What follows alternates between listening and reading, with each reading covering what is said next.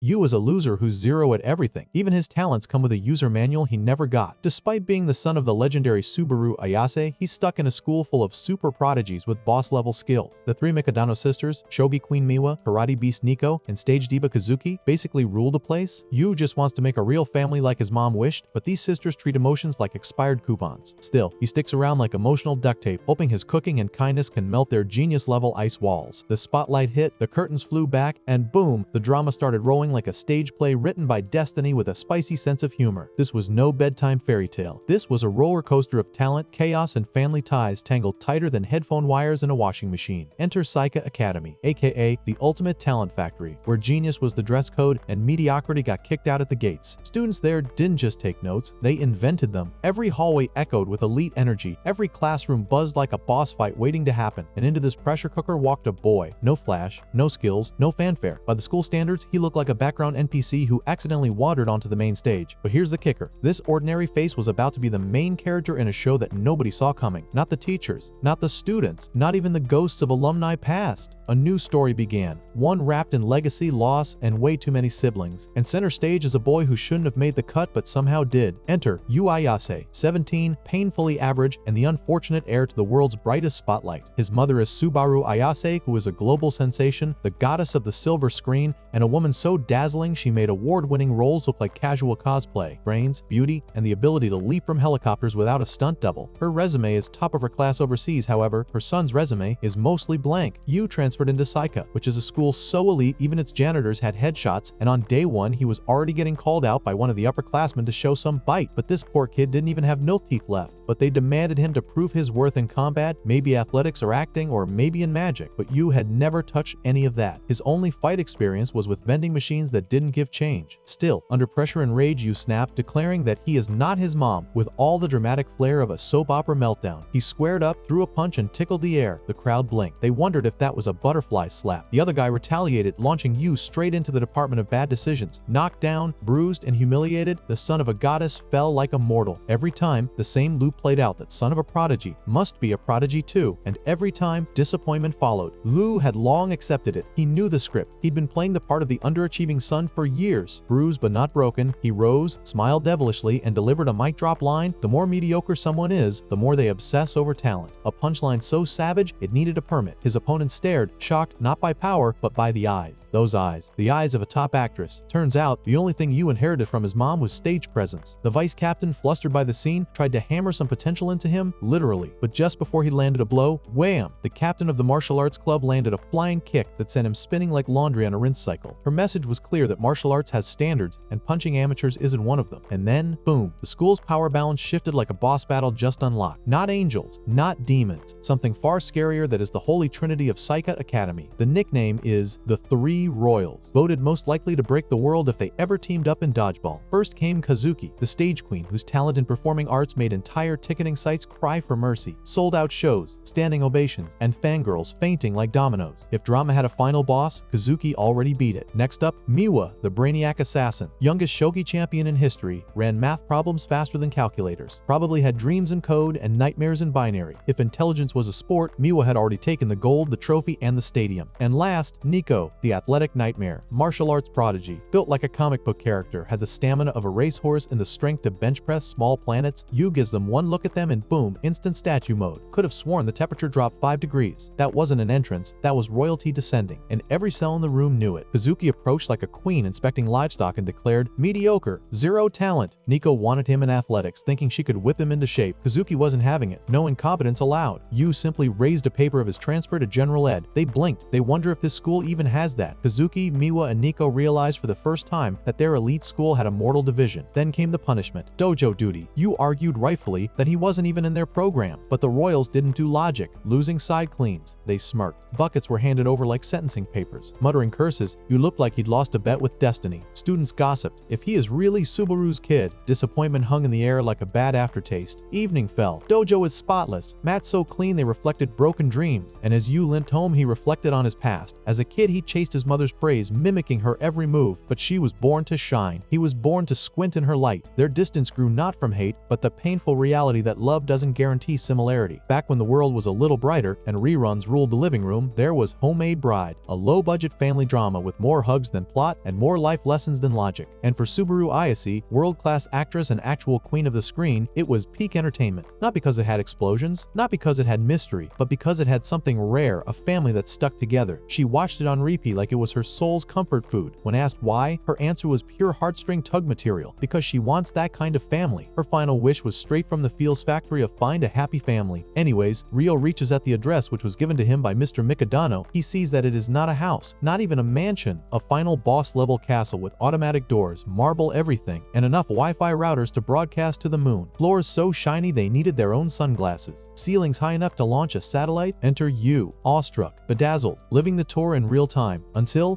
bam, a flying kick from Captain Nico, Saika's human hurricane and certified martial arts menace, came out of nowhere like a plot twist with abs. She assumed Yu was a burglar. Yu assumed she lived in a fight dojo. Both guesses aged like milk, because this wasn't just any house. This was the Mikadano sisters' lair. Then she slipped, fell to the floor, and looked like a turtle on its back. Comedy gold. Yu, being a gentleman, tossed her a towel. She barked and asked him what his deal was. He calmly replied, "Preventing colds is part of martial arts." She told him to keep drying her. He did, with the deadpan focus of someone drying a wet cat. Miwa and Kazuki come in the scene, one complaining about tight sashes, the other running what looks suspiciously like an herbal medicine empire. Nico, still in berserker mode, pointed at Yu like she was on courtroom duty. He broke in, she declared, with the confidence of someone who kicks first and asks never. Yu panicked and wondered what kind of sitcom this was. Mr. Mikadano finally called. His voice is calm, deep, exposition heavy. He explained everything about his friendship with Subaru, the promise to watch over Yu, and the twist to meet his daughters. Yu now lived with the three royals. The mansion got 200% more awkward. Miwa rejected him outright. Nico called him a freeloader. Kazuki stared like she was watching budget theater, but Yu stood tall, introduced himself, and announced his desire to get along. They ignored him harder than group project members. Yu tiptoed into the pigsty they called a home. Dirty dishes, moldy socks, a haunted fridge. He stepped on Kazuki's underwear. She nearly exploded. Meanwhile, Nico and Miwa threw blame around like dodgeballs. Kazuki had shattered dishes mid-wash, Miwa had more laundry than a fashion model, and Nico pretended not to notice the chaos. Yu took one look at the mansion chaos and, without flinching, declared, "Challenge accepted." By nightfall, the house sparkled like a toothpaste commercial. The dojo was so polished even ghosts would slip, and the floors seemed to be reflective enough to summon self-reflection. The three royals returned to find their royal turf turned into a 5-star resort. Confusion hit like a plot twist, but instead of gratitude, they pulled out receipts, aka his test scores. His academics are below sea level. His acting is a full-blown war crime against performance. His math is the numbers begged for mercy. Nico immediately called him sketchy. Miwa slammed the red emergency button and yelled, "Fraud!" like it was courtroom anime hour. Kazuki just sighed the sigh of an older brother who just realized his new roommate might be a walking F-grade. Yu is standing there with the world's cleanest broom and the world's dirtiest GPA. Respect is not unlocked yet, but the saga is just heating up. The next morning, Yu made breakfast. Nobody ate it. Classic prodigies are too busy. Nico karate chopped tiles. Miwa wrestled her AI, and Kazuki led a cold, mean rehearsal. They dashed out, leaving Yu to sip tea in a silence louder than applause. Yu has a flashback of Subaru's diets, her single-serve meals, her obsession with rolls. Just like these girls, driven, isolated, and impossible, yet maybe not unreachable. Nico returned, spotted the food, sniffed, salivated, ego-battled hunger. Yu teased her and ate in front of her like a troll. She broke down nutritional data like a sports dietitian on a warpath. He learned more about vitamins in one rant than in 12 years of school. They left. He sat, alone again. Anyways, before they left, Yu says to them to have a nice day. The three of them paused. Those three gifted sisters, each touched, confused, maybe slightly disarmed, walked off pretending they hadn't hurt him. But they had. And so began the true story, not of a prodigy, but of a boy, bruised, broke, but bold, who dared to take on three sisters, one mansion, and the legacy of a legend. Yu was told that Kazuki faced a brutal audition. Nico aimed to retain her crown as national karate champion, and Miwa was headed into a brain-melting shogi title match. The message was clear. If these hurdles were tackled together, it might finally spark some bonding between the prodigy trio and the clumsy outlier dumped into their lives. Once the call dropped, doubt marched in like a landlord demanding rent in emotional currency. The question loomed large. Was there any real use for someone whose talent rating sat snugly between painfully average and shouldn't have even shown up in both brains and brawn? Mediocrity didn't just hang around, it poured out like cheap cologne at a school dance. A discount tier mortal armed with enthusiasm and absolutely nothing else, standing beside three prodigies built like anime final bosses. Even while hanging laundry, because apparently socks don't fold themselves. Even in dramatic crises, it became crystal clear these legends in the making didn't know what a weekend was. A whisper echoed through the silence. What if all three prodigies actually failed to clear. A haunting echo followed. Being the son of superstar actress Subaru Ayase wasn't exactly a cheat code for success. Memories returned in full cringe, the insults, the side eyes, and the sheer Olympic-level disappointment from others. Being average in a family of icons was like being a flip phone in a smartphone store. Conclusion: there was no savior cape waiting. The plan is to try whatever was possible. He runs to the grocery store. A pile of ripe tomatoes glistens like they were blessed by the sun itself. With the goal to eat alongside the Mikadono sisters, healthy meal planning became the mission. Later that evening, the front door clicked open. Nico entered and was hit with a warm welcome back from Yu. The scream that followed nearly shook the roof off. Apparently, the fact that he lived there still hadn't registered. There he stood, ladling soup like a five-star chef trapped in a slice-of-life anime. Offering a taste, he asked if she wanted a sample. She responds in suspicion mixed with sass and asked Yu if this was a bribe-by-broth scheme. She whipped out her own meal and proudly rejected the offering. Post-shower glow achieved. Nico emerged from her room only to find culinary chaos in the kitchen. Flames danced like a bonfire concert, and Yu was in the middle of it all, nose deep in a fortress of cookbooks. Rejection only turbocharged his determination. The counter was flooded with recipe guides. Either he was aiming to impress or opening a pop-up restaurant. Miwa entered the war zone next. Yu greeted her like a waiter unveiling the day's special, urging patience while he crafted the ultimate dinner. Nico, still fuming, called the display pathetic, clearly a cry for attention. A memory surfaced. As kids, a fancy chef had tried feeding them, but all three rejected him. Since then, Nico has maintained strict control over her diet. Dinner meant ham and corn salad, low-fat protein, minerals, calcium, vitamin C, and no nonsense. Just as the first bite of her lab-approved lettuce and loyalty combo was about to begin, curiosity threw a surprise left hook. One glance at Yu's creation, and boom, full-blown nutritional enlightenment hit like a protein-packed freight train. There it was, a perfectly balanced meat dish engineered like it came from an Olympic training manual. Jaw unhinged in disbelief, the stats landed harder than a final exam. 32.4 grams of protein, 72 milligrams of vitamin C, and 250 milligrams of calcium, all flexing on the plate like nutritional avengers. And the miso soup seems like a 5-star wellness retreat for the digestive system, bubbling with amino acids like it had a PhD in gut health. He looked exhausted, like a culinary warrior who fought through the flames for nutritional justice. All recipes were dietitian approved and personally tailored to her needs. The effort of him is of Olympic level, but the gratitude seems like non-existent. Nico finally conceded to a single bite, only to be floored by how decent it tasted. Give props to the recipe writer, she muttered, trying to play it cool. Miwa, watching from upstairs like a food judge in hiding, licked her lips. Busted! You spotted her and yelled out, 660 milligrams, no context. Turns out, that was the DHA count tailored just for Miwa. She joined the table. Nico rolled her eyes. She wonders if this dude was really cooking DHA-specific meals now. Unable to handle his stare, Nico demanded he look elsewhere while she ate. Both girls sat at the table, silently sizing each other up like two lions over a protein bar. One comment from Miwa about Nico looking a little chubby was returned with immediate fire. Kazuki soon strutted in. On the menu, brown rice with veggie risotto, green and yellow veggies for that beauty glow-up, vitamin A and B2 for radiant skin, the salmon marinade, packed with astaxanthin, an antioxidant that could charm mirrors. The goal of her is to boost Kazuki's complexion like a 5-star filter. She took one look and noped out. Congrats on seducing the others with food, she said while storming upstairs that none of this is for her. Yu, still determined, warned Nico that one more bite would push her 48.5 grams past her carb quota. Emotional eating equals chubby consequences. Her face morphed from angry wolf to flustered panda. Later, in an empty classroom, Yu sank into thought. 3 days in Mikadano Mansion, and still, Kazuki remained colder than freezer-grade tuna. Despite his breakfast missions, no progress had been made. A plan formed to take the initiative. Outside, Kazuki was mobbed by fans. Top art student status meant VIP treatment. Yu waved like a lost tourist. The crowd gasped and wonders if he is Subaru Ayase's son. They whispered. Kazuki, dripping with disdain, blocked him off. Stop casting your shadow over my spotlight. Yu coughed dramatically. Stayed up all night, thinking of how to win her heart, and there's something only he can give her. He ensures her that she is gonna love it. The crowd gasped again. The double meaning hit like a meteor. Kazuki, scandalized, yelled that he will pay for this once they are home. The crowd gets an absolute meltdown. Nervous. Duck faces all around. They all starts wondering if they are living together. Someone whispered, "You, just gone with the wind, unaware he just dropped a PR bomb." In need of backup, the next target is Nico. Maybe she had tips. She was surrounded by the karate club, clearly their queen. He waved at her. Instant flashback. His creepy comment about tracking her nutrition haunted her like a bad ringtone. Rage levels rising. The vice captain snapped and warns Yu to not call her by her first name. Yu sensed his final chance. After fumbling with Kazuki and Nico, Miwa became the last shot at. Miwa, lost in her phone and casually solving impossible math questions, was leagues above everyone else. Yu begged for lunch company. Miwa didn't just reject him, she flat out sprinted away. He chased. Somehow both ran at matching speeds. Huffing, puffing, and wheezing, Miwa gasped. Yu called out that athletics clearly weren't her strength. Small talk followed. Miwa, an aloof brainiac, admitted being out of sync with typical high school banter. Royal status problems. Yu nodded in solidarity. Same here, royally dumb, royally weak, royally short. Miwa blinked. This This was royalty from the dollar store. Even his inherited looks screamed false advertisement. Brain short-circuited, yet truth resonated. Being different hurt, but it also made people special. Yu wasn't too distant from the issue, just awkwardly close. He wanted to understand. Miwa clapped back, maybe work out. What to say before trying to sound deep. Then came the breakthrough. Miwa shared a childhood memory. Kazuki once asked their mom to cook just for her. A rare moment of selfish joy. Lightbulb moment, maybe that was the key. Yu panicked slightly, how far back Miwa's memory could even reach. Still, the lead was golden. Kazuki entered. Yu, bubbling with excitement, asked her to check what he was making. This time, she'd love it. Nope, she collapsed. Minutes later, Kazuki woke up. Just a little fatigue, she claimed. Miwa touched her forehead and yeeted back. She was practically a space heater. Nico told her to stop acting like a stoic anime lead. Yu arrived with a porridge masterpiece. Kazuki raged and kicked everyone out. Alone in bed, she whispered, why can't he stay healthy and feel so pathetic? Being the star meant non-stop rehearsals. The pressure was real. Yu still cooked away. She still refused. Again and again, he brought carrot soup bursting with immunity boosters. She snapped. Supplements had everything she needed. On her way out, she tripped. Yu tried to catch her. Both fell like dominoes. She tells him that he is too weak to catch her. He offered a solution to let him rehearse with her. After all, as the son of Subaru Ayase, confidence came free with the baggage. He even claimed to have debuted at age 2. Kazuki remembered her senpai debuted at 6, still better than him. She half laughed. Decent actor for a certified failure. He took her script. Learning that she played the prince, he decided to be the princess. Curtain up, Kazuki booted him from the room in record time. She cleared him out that he made false advertising, that he debuted at 2 because he sucks at acting. He confessed. His mom pulled strings, and every audition after ended in tragedy. He will do better, he pleaded. She slammed the door. Next day, round 2. Script read, confidence high, still terrible. The day after, read it 10 times, still sounded like a cardboard box. But the next day, the door remained shut by Kazuki. Kazuki, curled in bed, admitted the pressure had turned into a weight. The fear of failing, the constant need to dazzle, it drained her. But something had to change. She peeked downstairs. Yu sat watching recordings, rehearsing lines. Despite chores in school, he trained nightly for this. Still sucked at it. Yet, the next day, something shifted. He nailed one line. Kazuki, stunned, didn't throw him out. They acted together. She extended her royal hand. He responded, tears and all. After 14 years, emotion finally appeared in the performance. She couldn't believe someone cried over one line. Weirdly enviable. Maybe it was time to eat his food. Good news broke that she agreed to try his meals. His joy exploded like confetti. Leave it to him, he cheered, ready to be chef supreme. But a condition emerged, awkward, shy, and delicate. On her bed, she braced for the confession of the year. The bomb dropped. No carrots, no bell peppers, no mushrooms, no eggplants, no bitter squash, and no wood ear fungus. That was it. Yu's face dropped as he learned that this is not a dark secret, but Kazuki is just picky eating all along. Miwa and Nico were left frozen at the sight of Kazuki eating actual food like it was no big deal. Their expressions screamed monster sighting, as if they just witnessed a culinary cryptid. All was peaceful until carrots entered the chat. The moment grated carrots were revealed, Kazuki's face turned crimson like she'd been betrayed by life itself. Carrot-induced heartbreak had officially. With synchronized footsteps, the three prodigies marched out, announcing a dinner boycott. Silence from the dinner table echoed more than usual. Thoughts drifted back to the days when the mother of Yu vanished for a month straight due to work. That silence had once carved a deep gap, one not easily mended. Now, echoes of that past played on loop in the quiet dining room. Talented to the core, those three mirrored the brilliance of a once absent mother. In that reflection, only a shadow stood, someone painfully average, a spectator in a world of stars. Words from the girl's father floated back, idealistic yet tough to live by. The final wish from a late mother came into focus, wrapped in warmth and sorrow. A happy family, easier said than done, harder to define. A cheesy TV show, homemade bride of his mother, turned into the emotional support blanket of the evening, featuring fictional mom who smiled like rent was paid and the fridge was full. No drama, no evil twins, just casseroles, family hugs, and suspiciously clean kitchens. Each wholesome scene hit harder than a surprise slap from grandma. That kind of dream didn't sparkle, it slow cooked like Sunday stew and grinned like a toddler with cake. Simplicity had never been so powerful or so aggressively heartwarming. Reality checked in without knocking. The show ended, tears were flowing, and boom, the prodigies walked in. Yu was caught mid-sob, surrounded by tissue casualties in the homemade bride finale. Kazuki assumed a mother complex meltdown, but the truth is that it was just quality family content. Sometimes drama wasn't needed, just vibes and a decent plotline. Kazuki approached like a skeptical HR manager during an emotional breakdown. She told the crying mess not to overdo chores to win them over. Nico, never one to hold back, casually reminded him of his freeloader status. A rage button got pressed like a vending machine. What followed was a rant about regrets, mothers, and redemption arcs. The goal wasn't just earning brownie points, it was forging bonds that lasted. A wish to connect this time for real took center stage. Nico rolled her eyes hard enough to cause an earthquake. She declared families were overrated PR campaigns. Before she could finish, the TV hero proposed to his girl with fireworks, and then they both shared a kiss. The trio's eyes popped like faulty soda cans. The three of them wonders if this guy just asked to be family like that. Imagination ran wild. Each one pictured a bridal veil, a kiss, and vows with dramatic lighting. Fantasies spiraled into chaos. Suddenly, a simple birthday question became a declaration of familial warfare. Older sibling. Debates kicked in like a schoolyard brawl. Teeth were clenched, brows furrowed, and judgment was delivered. You stood alone against three devils with matching death stares. The dream of becoming part of that family felt like trying to join a band without knowing any instruments. Later, bath time turned into full-blown battlefield recon, complete with steam, suspicion, and sibling side eyes. Nico caught wind of a forgotten bread mission gone rogue and leapt out of her soak like a shampoo-powered ninja. Her face is redder than a tomato in a sauna during tax season. Miwa clocked the crimson instantly and jabbed in like an investigative reporter on caffeine. What followed was denial in deluxe packaging, rosy cheeks, not blush. You handed folded clothes to Miwa, a casual act that caused nuclear-level blushing. A single hand touch had Miwa panicking like a middle schooler at her first crush. Nico grilled her like an angry ant. Miwa's response was a classic backpedal. Rosy cheeks again, apparently. Suspicion levels soared faster than romantic comedy tension. Nico dropped the bomb of crushing on the freeloader. Miwa fumbled and the slip confirmed it all. Chaos ignited like someone lit fireworks indoors. Kazuki entered, blissfully unaware of the emotional explosion. A simple shelf request led to another unexpected blush. Emotional dominoes were falling hard. All three sisters began fighting like rival pop idols with a shared crush. Confusion and awkwardness filled the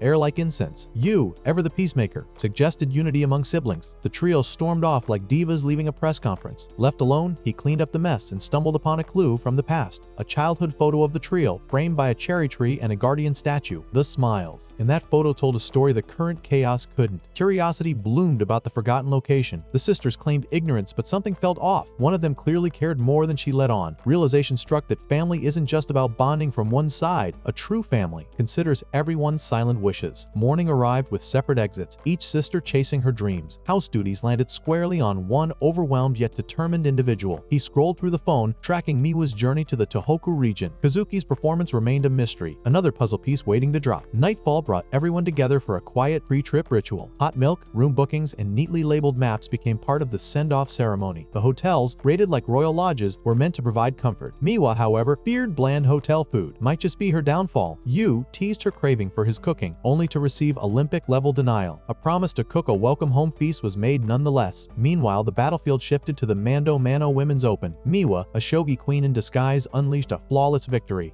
with zero hesitation. Genius-activated match dominated. Next up, a formidable 4th-degree master awaited. Miwa, unfazed, planned to spar with AI simulations in her downtime. A cherry blossom festival caught her attention, bringing a flash of nostalgia, yet she shrugged it off because emotions weren't on the schedule. Hotel check-in brought a bigger shock. Kazuki, front and center. Kazuki explained her theater gig was nearby. Before another breath, Nico entered with her own tournament excuse. The three stood frozen like glitching NPCs. Yu appeared like a plot twist and dropped the bomb. All three were booked in the same room. Surprise family retreat, no refunds. The goal of Yu was to let them open up, reconnect, and vibe like actual sisters. A cherry blossom night festival was pitched as the perfect bonding plot device. Yu played the festival conductor with pride. He even mentioned the same festival from that old photo. The sisters immediately fired back with a trio of that they don't have time speeches. The secret weapon was revealed, a shrine for competitors' luck. Nico clapped back, claiming only losers needed divine boosts. In response, a pamphlet emerged, listing martial artists, stage queens, and prodigy icons who all visited that shrine. Kazuki decided the festival was acceptable social media material. She demanded high fashion from her sisters. Yu took the lead, guiding them to Waka Kimono Rentals. The shopkeeper nearly fainted from the sheer glow of the Mikadono sisters. Outfits were promised that matched their glittering presence. Kazuki and Miwa suited up like fashion show finalists. Nico, however, sat sulking in a corner like a character waiting to be unlocked. A denim-themed kimono appeared, which is sharp and bold. Childhood. Memories of tomboy jeans surfaced thanks to a stern father. But then came the wild card. Yu had picked a floral pink piece. Laughter echoed from Kazuki and Miwa, teasing Nico for the ultra-girly style. Yu disagreed, claiming it suited someone cute and compact perfectly. The choice was hers to go. Full tomboy in denim or bloom like spring and florals. After dramatic hesitation only rivaled by anime cliffhangers, Nico reached for the pink one like it held the key to a secret power-up. The result comes out of an absolute jaw annihilation. Gasps flew faster than gossip in a beauty salon. It was a transformation so magical, even a Sailor Scout would have paused to applaud. The Cherry Blossom Night Festival bloomed with crowds, and Kazuki got swarmed like a celebrity on sale. Her popularity hit harder than expected, true top star energy radiating from every pore. Cheers, selfies, and praises flew in non-stop as if the festival had turned into a fan meet. While the crowd swirled, her sisters wandered freely, unnoticed and carefree. The star actor remained locked in performance mode, even amid lanterns and candy stalls. While handling admirers like a royal, Kazuki spotted the others enjoying the festival like actual humans. A nearby girl, visibly salty with envy, tried to sneak away but tripped hard enough to earn a soundtrack. In a dramatic swoop, Kazuki saved the fall like a caped crusader in heels. The girl was carried bridal style, Prince mode activated with max charm. Applause burst from every corner. The crowd just witnessed a real-life romance anime cutscene. Once the girl was placed gently in safety, Kazuki barely had time to breathe before being yanked into the bushes. Out popped a tray of food, courtesy of a one-man catering unit trying to save the star's evening. But the response is absolute rejection. She tells you that the food bribes won't work forever. An annoyed side-eye followed, especially since stalker-level observation had been clocked. Apparently, even sandal straps got noticed, which triggered accusations of creep behavior.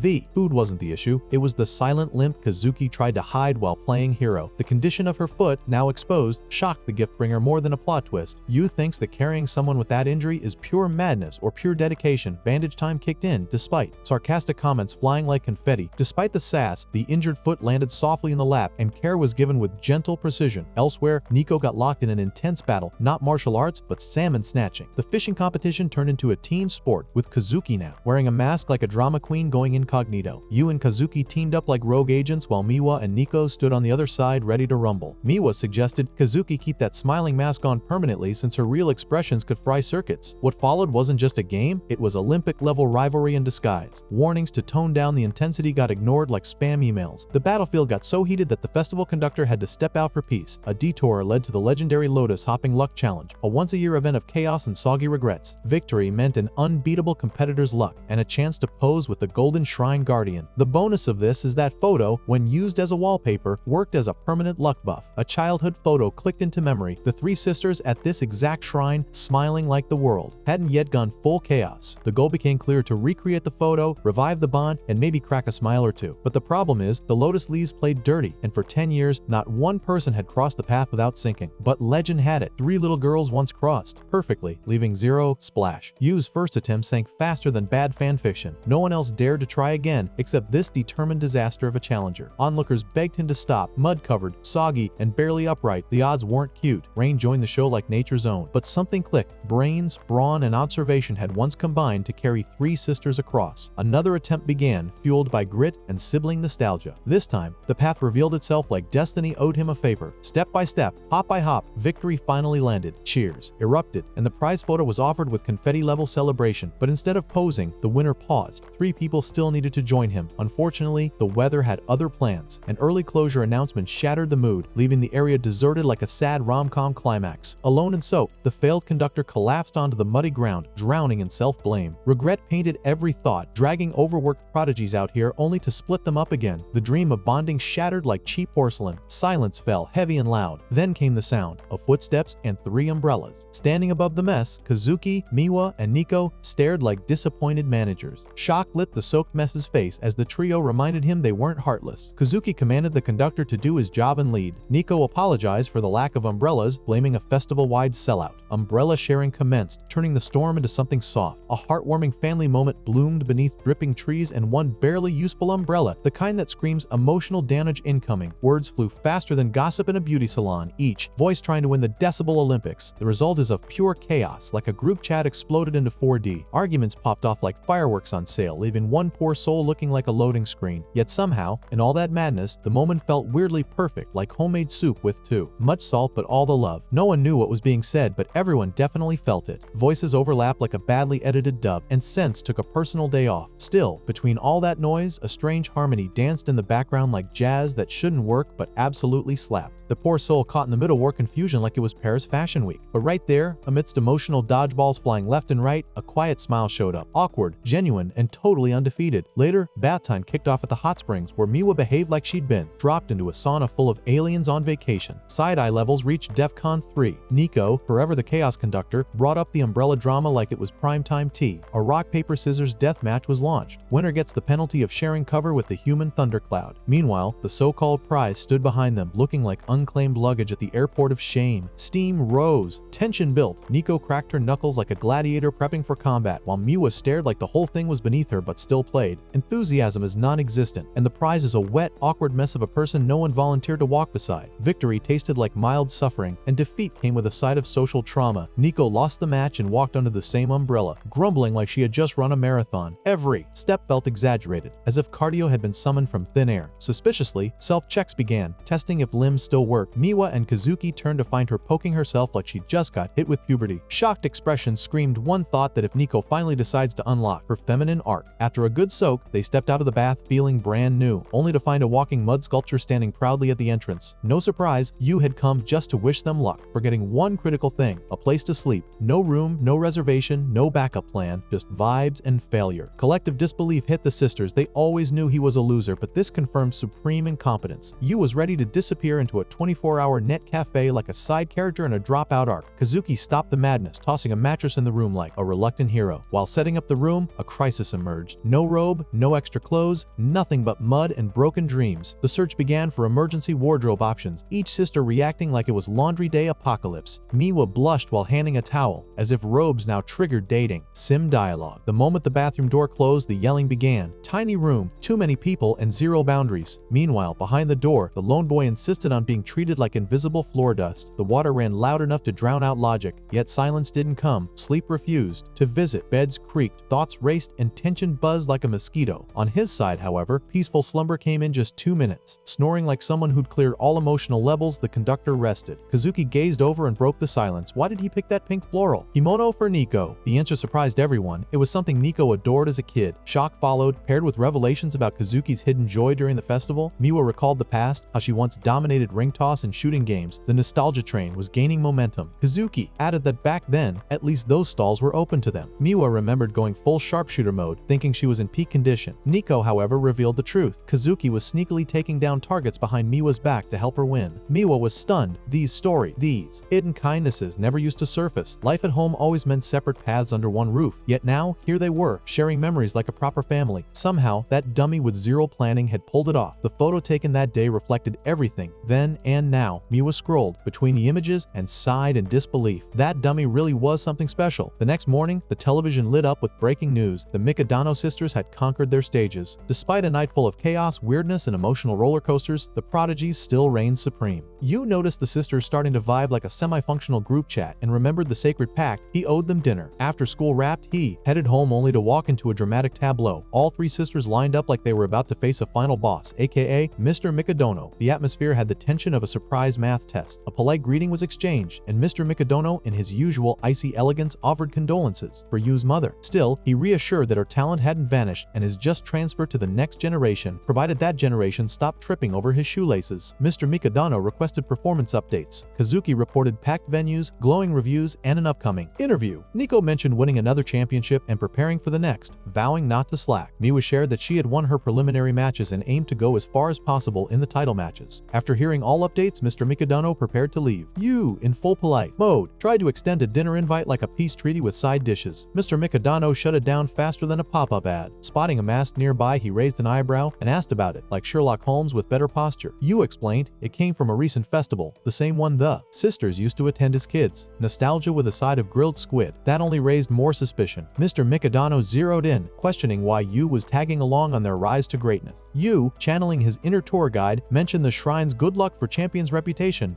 basically the spiritual version of a performance booster shot. The idea of relying on luck was dismissed. Mr. Mikadano emphasized that true success comes from persistence, not wishes. Mr. Mikadano made it crystal clear that his daughters weren't raised on bedtime stories and warm hugs. They were forged in ambition, tough as nails and twice as sharp. Their brilliance, he claimed, had no business being dimmed by anyone weak. Then, like a villain unveiling receipts, he casually dropped the bomb on Yu that his background had been thoroughly investigated. Marching over, mask in hand like it was Exhibit A, he laid down the verdict. 0 accomplishments, nada, zilch. And despite having Subaru Ayase, a national treasure of an actress, as a mother, Yu had somehow managed to clock in at painfully average on every measurable scale. The mask shattered both literally and metaphorically as Mr. Mikadano crushed it like a final verdict. Then came the verbal nuke that talentless individuals had no place in that house. Yu stood frozen, absorbing the insult like a sponge in a rainstorm. But the storm wasn't over. One more lightning bolt struck. Not under that roof. No free rides on the Mikadano train. Before the scene could go full demolition, the sisters jumped in like a human firewall. Kazuki stepped forward, cool as ever, and admitted Yu had no shiny trophies or spotlight moments, but credited him for doing the heavy lifting at home. Nico chimed in with her signature honesty, calling him a failure at most things, but one who vacuumed with vengeance, conquered laundry piles like a knight, and cooked meals that kept their engines running. Because of his behind-the-scenes grind, their talent stayed front and center. Mr. Mikadano questioned the defense of someone barely known. While not intending to dishonor Subaru Ayase's memory, he struggled to see compatibility between his daughters and Yu. Kazuki, joined by her sisters, firmly stated that they felt at ease around him. A reminder followed that Mikodanos were not meant to socialize with outsiders. They were no longer children and should avoid festivals or similar distractions. Their father laid down the law: improvement above all, no detours, no distractions, and definitely no dinner parties. With that, the sisters turned and walked away like soldiers marching back to battle. Yu, still holding on to hope in a grocery bag, revealed the ingredients he had carefully picked for dinner, certain it would lift their spirits. Nico, without looking back, dropped a frosty apology. There simply wasn't time for his food anymore. A week crawled by. The house reverted to its previous state, cold, quiet, and emotionally vacuum sealed. But something had clicked in Yu's mind after that showdown with Mr. Mikadano. The sisters' intimidating excellence, their non-stop grind wasn't just personal ambition, it was inherited pressure, molded by a father who saw warmth as weakness. And, although he wore the mask of a polished gentleman, that day revealed the weight he placed on their shoulders. Just when things had started to bloom, the petals got stomped. Nico trained harder than ever, yet her food now tasted bland, despite resembling her past meals. Kazuki, immersed in rehearsals, held a perfectly balanced smoothie in hand but had no desire to drink it. Miwa munched on her usual snacks, now tasteless, while convincing herself there was no time for such distractions. The routine before Yu's arrival resumed. Still, thoughts drifted to the meals he used to prepare. Sliding back into their old routines turned out to be less like riding a bike and more like tripping over it repeatedly. The spark was gone, and the silence returned like an unwelcome guest who never takes the hint. Meanwhile, Yu sat alone at the dinner table staring at empty chairs and replaying scenes of shared meals, bad jokes, and half-burnt curry with a side of laughter. The vision of a happy, united family felt straight out of a corny TV drama, idealistic, cheesy, and completely unrealistic. Still, buried under that mediocrity was a powerful echo: his mother's voice, her belief, her warmth. That memory lit the stubborn little flame that said, "Do something. Hold this fragile thing together before it disappears." The next morning, Nico noticed Yu's silence. No cheerful farewells. During lunch, she discovered a carefully prepared bento from him. Lunchboxes were also packed for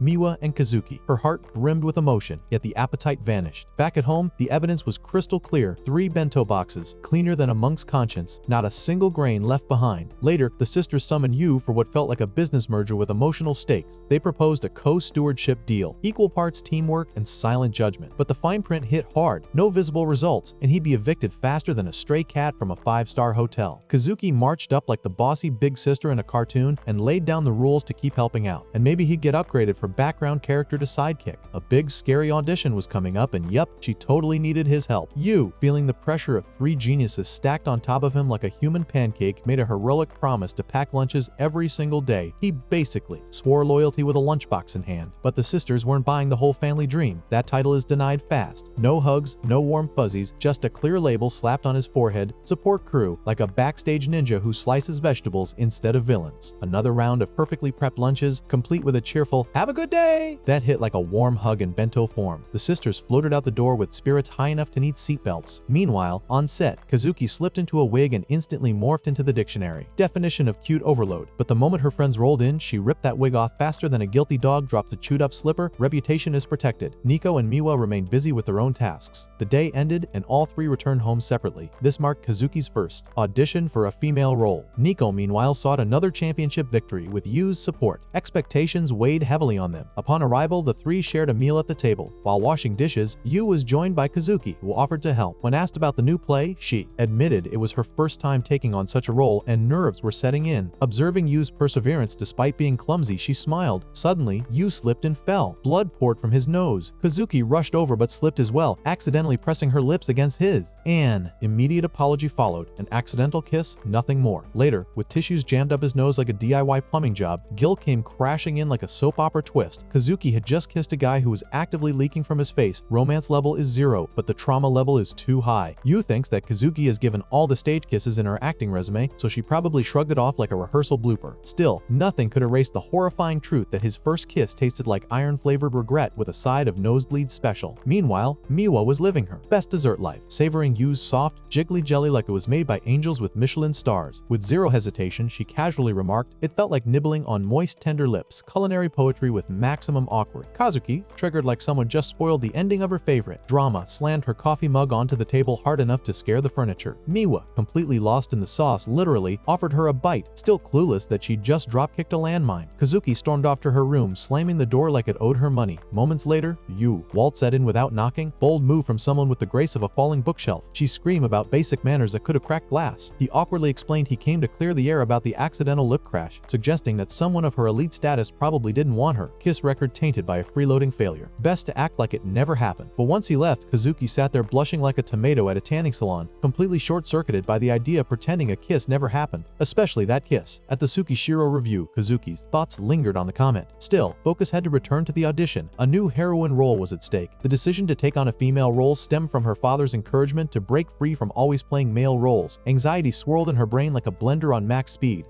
Pulling off femininity even in her skill set. Determined to crack the code, she turned full detective mode on her stage partner, analyzing every fluttery blink and teary-eyed expression like she was cramming for a How to Be Cute 101 final. But just as her character leaned in for the big stage kiss, her mind betrayed her with a pop-up ad from the past, that accidental kiss with a certain walking disaster. Everything froze. The scene came to a screeching halt like a soap opera interrupted by a weather alert. The instructor raised an eyebrow so high it could have reached orbit. Returning home, Kazuki informed you that rehearsals had become exhausting and requested stamina-boosting meals. Additionally, a specific hair conditioner was almost out. She inquired about his availability on the upcoming Sunday. When confirmed, she expressed a desire to go on a date. To you, the idea sounded horrifying. Kazuki surprised you by asking him out for a date. You was stunned and wondered why Kazuki picked him out of all people. Maybe it was because of that unexpected kiss. Meanwhile, Nico and Miwa were hiding nearby, peeking and shaking because they couldn't believe Kazuki actually asked you out. Their faces looked like they had seen a ghost. They worried if you even knew what he was getting into. So, Nico whispered to Miwa, let's sneak back to their rooms before Kazuki catches them spying. Like sneaky ninjas, they crawled away, trying not to make a sound. Kazuki showed you a poster about a heroine audition. She explained she'd been playing boy roles forever and had no clue how to act like a proper heroine. The director said her personal life affects her acting, so Kazuki decided to pretend she was going on a real date with you to get into character. You realized Kazuki was already a star playing boys, and now she wanted to try something new. Pro gamers always avoid getting stuck in one level, you thought, so he is into helping. Kazuki begged for secrecy from her sisters, not knowing they were already fully updated. Zero privacy in that house. Oops. You told Kazuki the date needed a little excitement to feel real. Kazuki's ears turned bright red, like a tomato. You promised to take her on the most awesome date ever. Kazuki blinked and thought, okay, this might be fun. On Saturday, Yu was cleaning the floor with a vacuum when Nico asked if he had plans for Sunday. Clever Nico! Yu wanted to keep the date a secret, so he said he was just supporting everyone as usual. Nico looked ready to turn into an angry anime chibi with steam coming out. Her expressions looked like she has just watched a horror movie at 2 a.m. Meanwhile, Miwa was lying on the floor, looking super stressed. She'd overheard Yu's promise of an awesome date and was getting red like she'd eaten too many strawberries. Miwa clutched her head like she'd been given homework due in 10 minutes. Saturday night was dinner time and the whole room felt tense like right before a school test. Kazuki was thinking about how Yu had better be ready for tomorrow. Yu had it all planned out, but Miwa and Nico looked like ticking time bombs ready to explode with jealousy. Sunday was the big day. Yu waited for Kazuki, unaware that Miwa and Nico were sneaking around, spying like secret agents. Nico peeked at Miwa, who had picked out a goofy outfit for her to laugh at, but surprisingly, Miwa actually looked good in it. Then Nico stared at Yu, who was beaming with excitement. Miwa couldn't even imagine Kazuki going on a date with a guy. Kazuki arrived looking super pretty, wearing extensions and heels. She tried to be the perfect girly girl. Miwa and Nico's jaws dropped so low they almost hit the floor. They couldn't believe their sister was suddenly so girly. Kazuki decided to call Yu by his name instead of new kid, and off they went to the aquarium. Yu was focused on making sure the date went perfectly. Meanwhile, Nico and Miwa watched from behind bushes. Nico was shocked to see Kazuki go from Prince Charming to trying to look cute for Yu. The girls were about to leave when Kazuki warned Yu to watch the steps. She grabbed his hand to help him not trip, but Yu knew the rules. The boy is supposed to hold the girl's hand, so he gently switched, holding Kazuki's hand instead. At the dolphin show, Kazuki clapped loudly like a tough guy. When a dolphin jumped and splashed water, Kazuki shielded Yu so he wouldn't get wet. Everyone watching thought Kazuki was the coolest man on the date. Later, the two of them argued over who should carry the bag and ended up tearing it. Oops. Then the waiter mixed up their order, and Kazuki's feet hurt from wearing fancy sandals. The sisters decided the whole date was peak cringe and almost rage quit watching. When Yu went to the restroom, Kazuki wondered if she'd disappointed him. Suddenly, a creepy guy showed up, trying to flirt with her and handing her a business card from a talent agency. Kazuki said no, but he kept pestering her and even grabbed her hand. Luckily, Yu came back just in time and stopped the guy. The pest thought Yu was Kazuki's little brother, but Yu corrected him. They were on a date. The creepy guy wouldn't take no for an answer and kept following them. Yu made some silly excuses but finally announced he wanted to marry Kazuki. The guy looked at Yu like he was a toddler. Yu smiled and said he and Kazuki were going to be together through thick and thin. The guy finally left, wishing them luck like an NPC with no more dialogue options. A crowd had gathered, thinking Yu had just proposed. Yu held Kazuki's hand as they continued their date. Everyone thought they were siblings, but the way Yu held her hand was definitely a couple thing. Kazuki blushed and started sweating. Was this what girls felt when holding hands on a date? She tightened her grip, learning fast. They went to watch a movie called Live in April, a grown-up love story. Kazuki knew this film. It starred her senpai, who was great at playing villainous men, but not so great as a heroine. Kazuki remembered how her senpai made those bad guy roles look amazing, but couldn't see her as a leading lady. After the movie, people whispered that the heroine wasn't cute and the story was boring. Yu got nervous because he knew Kazuki Senpai's acting wasn't perfect, which showed how hard it would be for Kazuki to play a heroine. Nico and Miwa came out of the theater too, complaining about the bad movie. The last stop was the Ferris wheel. Legend said anyone who asked their girl out at the top would become an official couple. Kazuki had never heard of that, so she went along, thankful to Yu for planning the date. She thought about how she'd always been tall and more comfortable in short pants than skirts. She started acting young, playing boys, and became a star. But now, her dad wanted her to try a female role, and failure wasn't an option. She worried she might never be a heroine and considered quitting the audition. At the top of the Ferris wheel, Yu was shaking like a leaf because he was scared of heights. Kazuki asked why he picked such a tall spot. She started to get nervous, wondering if Yu would ask her to be his girlfriend up there. Yu stood up, trying to say he wanted her to be the best heroine, but he flubbed it and sat down, shaking the gondola. Kazuki smiled, thinking he failed at everything but was brave anyway. Yu showed Kazuki photos he'd secretly taken during the day. He told her natural expressions were amazing, even better than the practice ones. He said people might get upset about mistakes, but often they love those little flaws the most. Kazuki thought deeply but told herself not to use failure as an excuse. When the ride ended, Miwa and Nico saw them coming out happy and wondered what magic had happened. Later, Kazuki thanked Yu. She said she felt free to perform the way she wanted, even if she made mistakes. Yu grabbed her hand and told her to remember their date whenever she got stuck. Kazuki laughed and said she wasn't desperate enough to rely on him for acting too. Kazuki decided to give her all in the audition, promising to stay true to herself, win or lose. Yu, the nobody who always failed, had changed her view of failure and courage. Suddenly, Kazuki surprised everyone by grabbing Yu's face and whispering that their kiss was actually her first. Yu apologized for assuming she was used to kissing because of her roles. Kazuki took off her wig and turned back into the prince everyone knew. She told Yu she had to rehearse but hoped the date wasn't over yet. She waved goodbye and left. Nico noticed something different about Kazuki. Yu got home to find Miwa and Nico waiting, who had gone from spies to friendly squad members again. He smiled, realizing he'd switched back to family mode. The three of them walk their separate ways when Yu suddenly says he understands why Miwa is so relaxed all the time. Curiosity sparks, and he asks Kazuki what happens to her. She replies deadpan that cramming at the last minute never brings refinement. Basically, don't expect miracles on test day. Meanwhile, Miwa teases Nico mercilessly about her terrible grades. Nico's face flushes crimson as she fires back, telling her that all her effort goes into sports, not academics. After sharing notes with Yu, he casually points out a tiny spelling mistake. Before Nico can roll her eyes, chaos erupts and a thief bolts past them, snatching a lady's purse. Yu runs after him, but Nico jumps in, landing a beatdown so savage the thief practically wishes he had stayed home. Returning the purse, Nico's hand scratches and bleeds. Yu immediately cleans it and bandages her up. The thief isn't done yet. Just as he tries to escape again, a new figure appears named as Hayato Tatsumi from Iwayama High, smashing the thief flat like a smashed beef burger. Iwayama is legendary, the perennial high school karate champs. Tatsumi, a prodigy, is no stranger to Kazuki as he visits their house frequently. He tells Nico he comes for her, sparking murmurs of curiosity. The next day, news spreads that the Iwayama karate team will spend a week training with Saika. Yu, though not part of the team, tags along because of Nico. The vice captain next to him whispers that Tatsumi and Nico come from the same dojo, so outsiders shouldn't pry too much. The boys on Saika's team get increasingly annoyed as the girls fawn over Tatsumi non-stop. When the sparring session begins, Nico instantly realizes she is outclassed. One attack from Tatsumi and she is instantly a tangled disaster, looking like a pretzel that forgot how to pretzel. Yu steps in, knowing she cannot keep up, asking Tatsumi to go easy on his junior. Nico's backstory unfolds when once her dad takes her to her first dojo, where she effortlessly routs all the older boys. Later, when they try ganging up on her, Tatsumi arrives just in time to save her. Even after moving to a different middle school, they meet at nationals, and he remains her source of strength. Yu, seeing Nico look up to someone for the first time, is quietly surprised. Tatsumi, impressed by Nico's skills, tells her he is convinced he should recruit her. Yu, outraged, demands what he means. Tatsumi states flatly that the Iwayama team is taking Nico. It seems like resistance is totally useless. He already speaks to her father and asks her to consider the pointlessness of training with weak teammates, by which he means Saika. Nico immediately stops him, defending her team, who themselves realize they are holding her back from becoming stronger. Later, Yu and Nico walk home together. Yu is thrilled that the top karate school wants to recruit her. It is like Nico scored a golden ticket to karate fame. Nico doesn't show her feelings outwardly. She thinks it doesn't matter, knowing that going to Iwayama is an honor. Boarding school life, professional dietitians, elite training, which is perfect for her in every way. The old Nico would have jumped at the chance, but now, conflicted, she hesitates. She finally admits to Yu that she wants to stay with her teammates. Suddenly, her entire team appears outside her house, declaring that they want her to stay with them. They all charge forward, making Nico wonder if this is an ambush. Yu is amazed at the devotion of her friends. It makes his chest swell with admiration. That evening, Kazuki let Nico use her shampoo and conditioner worth 10,000 yen. Miwa even shares some of her sashimi. It feels like everyone wants her around, celebrating her recognition. The next day, Nico flatly refuses Tatsumi's offer. He cannot believe it. He orders her to attend Iwayama after the joint practice, but Yu, who hides in an almirah and overhears everything, challenges Tatsumi himself. He demands a match to prove he is stronger and let Nico stay. Everyone doubts Yu because he is no match for Tatsumi. Still, they entertain the possibility because after all, Yu is the son of a famous actor, a prodigy in her own right. Tatsumi's eyes widen, impressed by the lineage of his mother, a star actress who performs her action stunts. Still, Tatsumi refuses to let Nico stay. Nico tries to stop Yu, knowing he will lose, but Yu is steadfast. Her warnings bounce off him like rubber balls. Nothing's getting through. They decide the match will happen on the last day of joint practice. That night, Nico trains Yu hard, knowing her future rides on his shoulders. As she watches him, she notices his rhythm. Odd, creepy, but determined. He is like an ant challenging an elephant, yet he refuses to be discouraged by the skill gap. His clingy but sweet energy sends her cheeks into full-on tomato mode. Yu quickly clarifies he means staying with her, her teammates, and even her sisters. He urges her to speak her heart, and Nico admits she wants to stay with her team and her home. She has grown to like him, quietly and warmly. Meanwhile, Kazuki and Miwa appear, having stayed nearby all night ready to lend a hand. The next morning, Yu prepares for practice. He looks exhausted but already writes a letter forbidding Tatsumi from using his dominant hand or foot. Tatsumi, determined not to let a scheming underdog like Yu take Nico, has no idea that Yu is still underprepared. When Nico asks if pride exists in his dictionary, Yu deadpans that he flushed it down the toilet long ago. Nico can't tell if he's joking or just truly savage with his honesty. The stage is set. Training is no longer just about karate, it is about protecting their bond. Yu is determined not to let Tatsumi take Nico. After returning home, they are stunned to see Miwa and Kazuki in aprons supporting Yu. The dinner will take longer than usual. They are hoping that Yu will like their food too much. They burn the food and now they are sulking. Yu decides not to let their effort go in vain. Yu teaches Kazuki how to cook. Miwa is also peeling vegetables. Yu realizes that even prodigies work hard at things they are not good at. They make pad krapao with ground chicken and multi-grain rice, which is Nico's favorite dish. Yu's arms give out from too much training. He even struggles to pick up the spoon. Yu's hands are shaking like he just tried to bench press a galaxy. Miwa and Kazuki feed Yu from their own hands. Being the giver feels nice to them. They both have awakened to something. Yu is flattered but finds it a bit embarrassing. 3 days until the match, Kazuki and Miwa give Yu a towel and some lemon slices and honey for his fatigue. 2 days until the match. Tatsumi runs into Nico and tells her she has gotten weak in spirit because she is relying on someone else's strength to make a choice which is pathetic. Tatsumi has made up his mind to defeat Yu and beat her back into shape at his school. At night, she is training Yu. She apologizes to him because he is going through all this grief because she said something out of character. She knows that she is supposed to be stronger. People have always wanted her to be strong because strength is her talent. Everyone sees her as someone they can pin their hopes on. Becoming strong is not all she wants. She also gets scared by huge guys and gets tempted by cute stuff, but she ended up being too indecisive to go either way. She apologizes to Yu. Yu tells her she is out of character far more often than she realizes. He thought she was a real live monster at their first meeting, but she turned out to be prim and proper and into beauty and fashion. It was like seeing a new side of her. He believes all her sides contribute to making who she is. She is strong but sometimes vulnerable. She punches him too hard after hearing it because he is the only one to say that. She wants to make her own choices about her life and also wants him to help her. She believes she is very indecisive. He says to Nico that they both will fight Tatsumi. On the other hand, Kazuki is thinking about Nico during her rehearsal. Miwa is also thinking the same. On match day, Nico is standing beside Yu to fight Tatsumi. Yu tells Tatsumi they want 2 matches. She gets to stay if either of them beats him. Tatsumi agrees to that. The students are surprised that Yu made it a 2-on-1 fight after banning his opponent's right hand and foot. He is turning into a villain, but he is fine with this. Yu decides to go first and hurt him enough to give her an advantage. Yu decides to show him the fruits of training for a whole week. Yu said watch this and everyone did for about 2 seconds. After a second, he lost. Nico realizes he definitely made the right choice bringing her too. Nico goes to fight him. She knows he will take her with him if she loses again. Nico knows his greatest advantage is the long reach of his kicks. As soon as the match begins, Nico lands an attack. He, instead of attacking, just keeps blocking all her attacks, which sounds like he is telling her he knows every move she will hit him with. He has watched her fighting since childhood. He knows her offensive pattern like the back of his hand. With a single kick, he makes Nico fall on the ground. Nico will lose if he scores 1 more point. He tells Nico to come with him instead of being this weak. She sees Yu along with other students holding cards lounge cheering her. She laughs seeing him because he was weird during training too. Nico remembers what Yu said and realizes her real self is not just one-sided or the other. Nico gives him one attack after another which he could not judge beforehand. The vice captain has never seen Nico do those tricky moves before in a match. She used to obsess over sticking to form during matches. Tatsumi realizes Nico has changed so he cannot tell what she's going to do. Nico gives him a brutal upper kick from which she wins. Nico starts crying and thanks Yu. Yu immediately wipes her tears. This is not her, but she thinks she is allowed to cry after a win once in a while. Other people cry in defeat. Nico cries in high definition after winning. Nico apologizes to Tatsumi, knowing that his attempt to recruit her was for her own good. He graciously accepts her apology, forgetting the incident, then shows her a bruise. The bruise is a result of Yu's precise strikes, which are all focused on a single point. This makes it impossible for Tatsumi to evade Nico's final blow, and he explains that Yu's actions come from a place of deep care for her. However, Tatsumi admits he was also dishonest, as he has personal reasons for wanting to train with her. He confesses his feelings, which Nico misinterprets as romantic. He quickly clarifies that he likes her in a different way, which shocks her. He tells her he's had feelings for her since she first came to the dojo. As he leaves, he asks her if her decision to stay is because of Yu.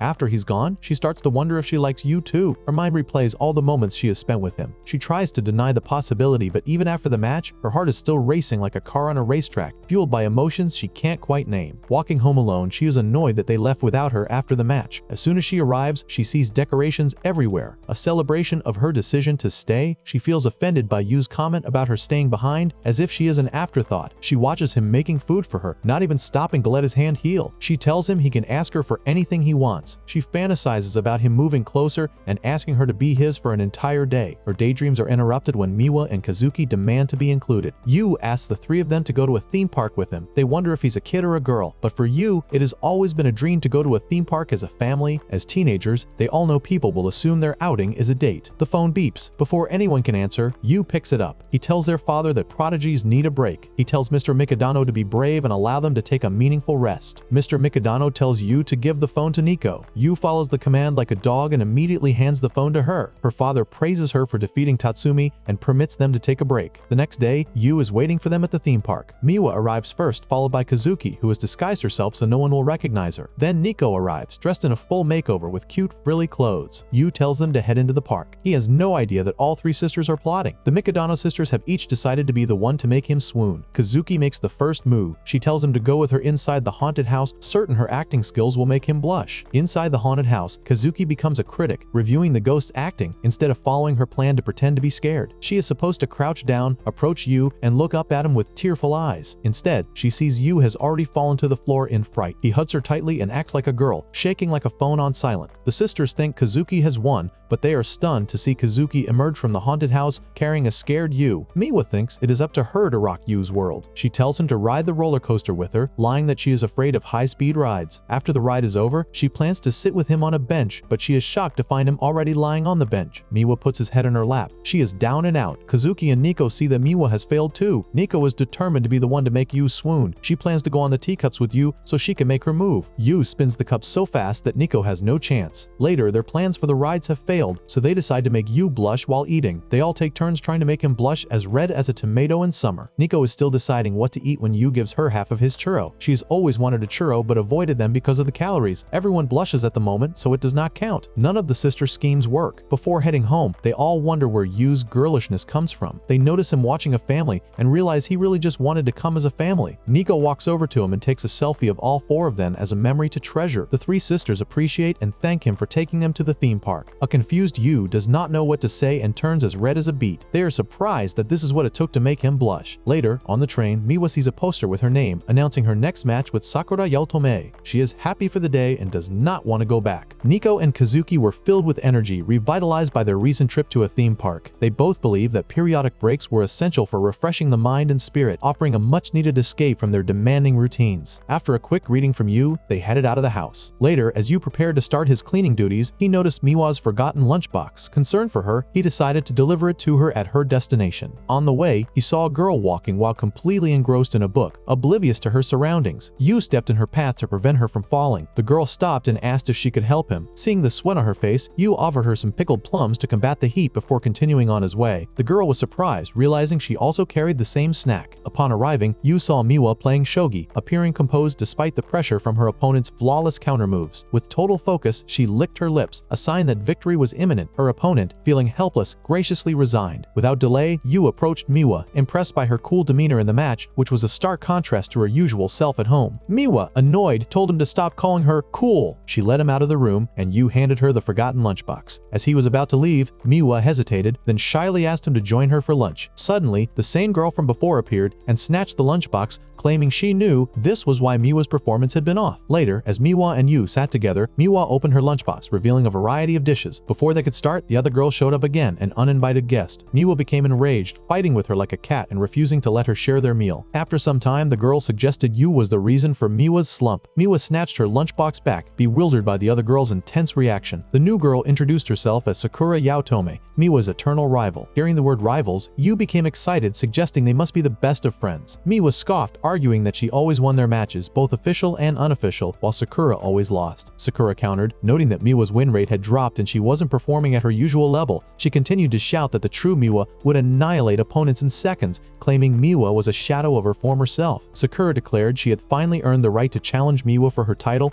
and that her reign was over. Yu noticed how much Sakura seemed to genuinely like Miwa, but Sakura quickly denied it, calling Miwa her rival and saying she was required to study her closely. Sakura then followed them around, joining them for lunch. As part of her observation, Miwa tried to stop her, saying she wouldn't share her food. Sakura replied that she had her own lunch. As she opened it, a black, ominous substance seemed to radiate from within. Miwa looked horrified and asked if she was really going to eat trash. Sakura insisted it was just fried eggs, explaining that she was so busy with her scientific research that she didn't care about her lunch's appearance. Just then, a dog barked and snatched Sakura's lunch. As she stumbled to chase it, Yu rushed to catch her before she fell. He helped her up and asked if she was okay, causing Sakura to blush. Miwa, in a fit of rage, turned bright red, her mouth hanging open before she burst out in anger. Feeling the pressure, Sakura slapped Yu and accused him of being a pervert, threatening to blame him entirely if she got into trouble. Yu then offered her the rice balls he had managed to save. Sakura initially thanked him, but then immediately got mad again, claiming there was no way she could eat them. At this point, Miwa noticed a strange resemblance between them. She asked Sakura how long she planned to stick with Yu, and Sakura snapped back that it was none of her business. She told Miwa to focus on her own strategy. Miwa retorted that she didn't need Sakura telling her what to do. Yu laughed, commenting on how Miwa seemed lonely at school but how cool she was here. As the two girls continued to argue, Yu saw their bond as a form of cute friendship. Annoyed, Miwa stopped pinching Sakura's cheeks and told Yu they were not friends, but Sakura instantly agreed, declaring they were rivals instead. The argument resumed, and Yu watched them with a smile. Sakura had become a professional shogi player in her first year of high school, but she remained overshadowed by other prodigies. She continued her extensive research, which was showing real progress, and was the type of person who would give everything to win a title match. Miwa, on the other hand, was the youngest to hold the title and had never once lost to Sakura. Their skill levels were miles apart, and no one but Sakura considered her a rival. As the week passed, the day of the match arrived. Yu tried to sneak out early while Miwa was asleep, but as soon as he stepped outside, he found her two sisters already there. They all questioned why the others were up so early, only to realize they were all secretly hoping to visit a shrine to pray for Miwa's good luck. When they arrived, they were surprised to find Sakura already there. Yu asked if she had also come to pray, admitting he never thought someone so dedicated to research would have such faith. Sakura argued that as much as she hated to admit it, she knew she was inferior to Miwa, so she would take any chance she had to win. She then asked who Yu was. Yu explained his role as their supporter. When Sakura looked surprised, Yu added that he was so mediocre that this was the only thing he was good at. Sakura protested against his role, saying it wasn't right to do chores and live like an average background character. She told him that the spotlight wasn't just for geniuses, and that she was the main character of her own life and refused to be a background character. She added that she once thought they were similar, but now she didn't. She then walked away, declaring she would be the winner. But as she tried to leave with a serious air, she tripped just a few steps ahead, proving just how hopeless she could be, much like Yu. This was confirmed when Yu rushed to help her but stumbled over the same spot, landing right on top of her. The two sisters screamed in shock at the sight. Sakura quickly pushed him off, yelling at Yu to get off her. Yu told her that this only proved how similar they truly were, which made Sakura turn as red as a tomato. Unable to handle Sakura any longer, the sisters unleashed their fiery auras as they prayed that Miwa would absolutely crush her in the match. Sakura then scrambled up and ran off, saying she had no time to waste. The story moves ahead. The match between the reigning champion and Sakura had already started. They both looked very serious while Yu was glued to his phone watching the live stream. The two sisters told Yu not to worry because the tournament was a best-of-5 match, meaning today's game wouldn't decide anything. Yu shook his head, telling them the format had changed due to a strange scheduling issue, making it a short competition where the first game was crucial. Even after hearing this, the sisters remained calm, knowing Miwa had never lost to Sakura. After some time, all three of them sat together watching the screen nervously. Yu pulled them closer, urging them to watch with him, but the sisters slipped away again, certain that Miwa wouldn't lose. But then, to everyone's surprise, Miwa lost the first match. Yu started to panic, but the sisters tried to calm him down, which made Yu you think they were strong enough to have already prepared for the possibility of defeat. But that illusion didn't last long, because when they returned to the room, their reactions were completely different. Yu began preparing dinner, customizing the entire meal to cheer up Miwa. When Miwa returned home, Yu greeted her warmly, and both sisters tried to comfort her. But she told them she wasn't in the mood for dinner. She went into her room to focus on her research, shutting herself in for the whole night. After hours of studying, she felt like she could use some sugar, only to discover that her sisters had quietly left sweets outside the door. Just as she reached for them, she was startled by the sound of Yu. She told Yu to go back to his room, but he replied that he had been waiting for her because the snack he made still needed a final touch. He brought her to the kitchen and presented a late-night treat, a round black ball made from her favorite chocolate. He then finished it off by pouring hot chocolate over it. As the shell melted, a bunch of tiny cat shapes appeared inside, making Miwa's eyes light up. She blushed, then carelessly ate it without worrying about calories.